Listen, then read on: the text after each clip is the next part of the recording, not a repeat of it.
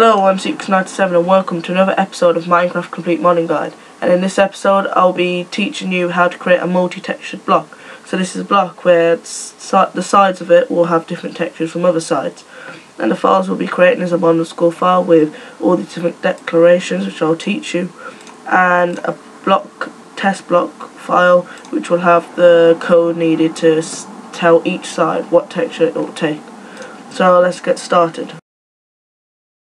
So the first thing we're going to do is declare the block. So you should already know how to do this from a previous tutorial which you should check out.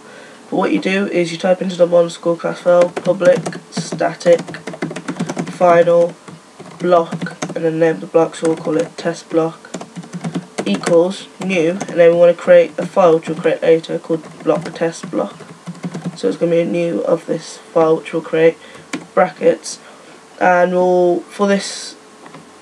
for each block and for the contents of that block test block, we'll have to have the ID, so I'll put 140, and the texture, which I'll put a 0 to say that I want my own texture. And then I'm just going to set the hardness to 0.5F, and then set block name to test block, and that's your block declared. Next things we're going to put in is not these int things you might have seen at the start, but instead we're going to put the basic stuff that each sort of block or item needs. So that's registering the block just for blocks, and then adding the names, the inventory name, and then adding a recipe. Now we usually add a block index texture or item index texture, which is the texture of the block or item, but because we have multiple sides we can't just declare one texture and then tell it to declare something else, because that won't work. So instead we're going to create some ints here which are going to hold our textures, and because we're doing that we don't need to put in our block index in texture thing. So that's everything that goes inside public void load. Now we're going to declare our first int. So this int is something that you don't see in game, but it's like a sort of declaration that holds something. So in this example it will be holding our texture. So we're going to create a first int, and we're going to call it public static, and you write int instead of final, and then call it something. So I'm going to call it side 0, and the reason I call it side 0 is because Java works where the first number is 0, and these numbers represent different sides on a block, which I'll talk about later. But I'll put public static int side 0 equals mod loader dot add override, which is right there, and we want to override terrain .png with our own texture, which I've called just 0.png for this side 0 as we've called it. And that's your first int declare. Now what I've done is I've just copy and pasted this first int 5 more times, and I replaced the number 0 with 1, 2, 3, 4, 5 each time, and the same with the texture, which I've called my texture in this order.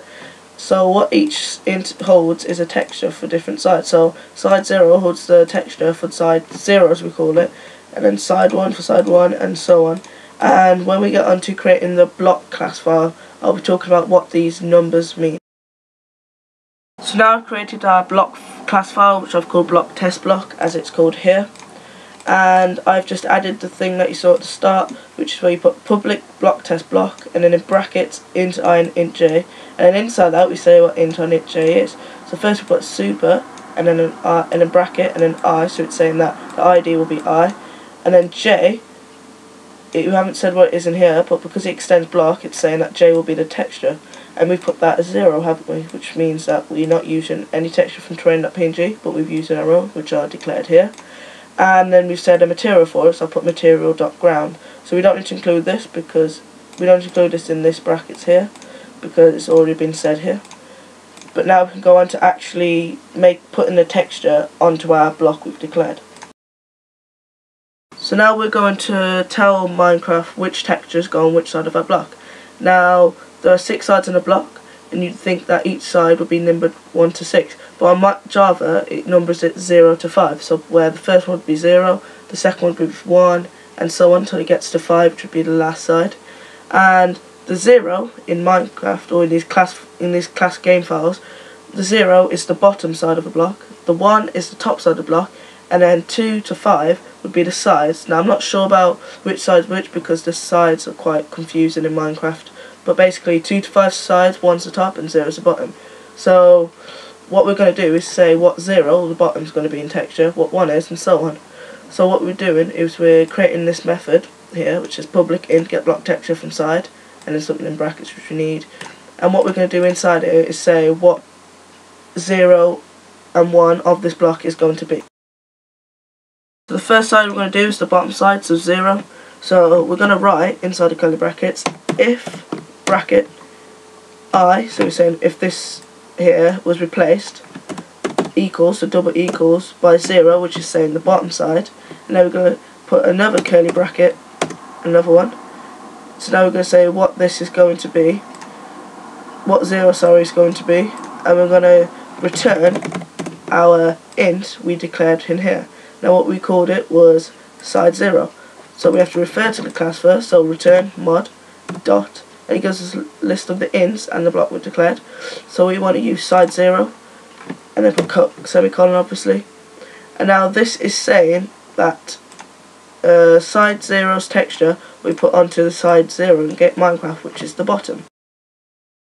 So what I've done now is I've copy and pasted this 5 more times. Now replace the I equals 0 for each time for 1, 2, 3, 4 and 5. So 1 being the top, and then 2, 3, 4 and 5 being the sides, and then replacing which texture we will return, so side 1 being the top texture we declared inside this class, and the same for the rest of these. Now if you noticed when I was creating this file, we saw there's an error here, constantly going saying there's an error here. So if we want to see what this problem is, we're going to click this little X by bulb, and it's going to say we've got to add a return statement. So for something like this we have to add this thing called return statement. So we can easily just click double click add return statement, and it adds return I. Now I'm not sure why, but with adding textures we always have to return a texture. So for here we put return I, but alternatively you could put else and then put curly brackets, and then we can return another texture. So let's say we could return this, and that works equally as fine as saying return I. But why this is useful is because let's say you want all 4 sides to be the same, but only the top and bottom to be different. You could say I equals 0 would be one texture, I equals 1 would be another texture, and then forget all this and put else, return, and then your side texture which we'll use for each side, instead of writing it out 4 times. So that's the use of this return thing. But if you're doing a texture where each side is different, then this gets a bit annoying, so it's better to do what the game said and put return I. Now for the textures, as you remembered in the clips, I called them 0, 1, 2, 3, 4 and 5. So by each number corresponding to the side in Minecraft. So for 0, well, I've just put a 0 on a gradient square, which is obviously 16 by 16 obviously. I put 0 on there to represent the 0 side, which is the bottom, and I've done the same for 1, 2, 3 and so on. So that's basically my textures.